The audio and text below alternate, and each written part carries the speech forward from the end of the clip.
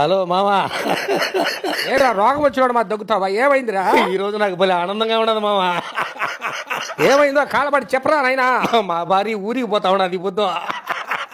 కాదురా, ఆ సంతోషం పొద్దు నుంచి సాయంత్రం వరకే కదంట, మళ్ళీ సాయంత్రం వచ్చలేదంట నీ పిల్లలు అయినా. నేను కూడా అట్లే అనుకున్నా, రేపు మొన్నాడు వాళ్ళ పెద్దమ్మ కుదిరితే పెళ్లి ఉంటే ఆన్నే ఉంటుందంట.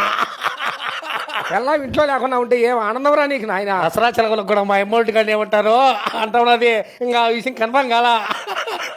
నవ్వి నవ్వి సత్తావా ఎట? పెళ్ళి అయినప్పటి నుంచే నేను ఇంత సంతోషంగా ఏ పొద్దు లేను మామ. నాకు భలే ఆనందంగా ఉన్నది. కాదురా, మళ్ళీ 4 రోజులకైనా నీ పిల్లం వచ్చాను కదా. లేదంట, వాళ్ళ పెద్దమ్మోళ్ళు, వాళ్ళ చిన్నమ్మోళ్ళు, వాళ్ళ అమ్మ, వాళ్ళ ఆయన, వాళ్ళ వదిన, వాళ్ళ చెల్లెలంతా భద్రాచలం పోతారట. 3 రోజులు ఉంటారంటాడా.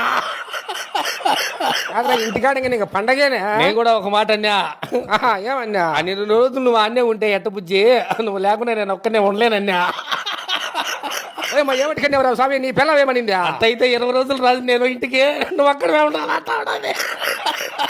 స్వామి నీళ్ళన్న దగ్గర నాయన నవ్వి నవ్వి సచ్చావు. ఇంట్లో ఉండే నైటీలన్నీ ఎత్తుకోబోకాక బుజ్జి, 2 నైటీలన్నా ఇంటికాడ పెట్టుకో. ఆ నైటీలో నిన్ను చూసుకుంటా ఉంటా అన్నా. నీ పిల్లం ఏం చేసిందా? నా పిల్ల ఇంట్లో ఉండే గుట్లన్నీ సంచికేసుకొని తెచ్చుకోపోయింది. 1 నెల రాదట. అటైతే నేను వచ్చా ఉండరా, ఇద్దరం ముందు కొడతాము. ఇంకా నా పిల్ల ఆటో ఎక్కలా ఉండు స్వామి, రోడ్లో నిలబడుకోండి. అమ్మా గండం గడిచిందే. పోనీ పోయినాక ఫోన్ చేయరే.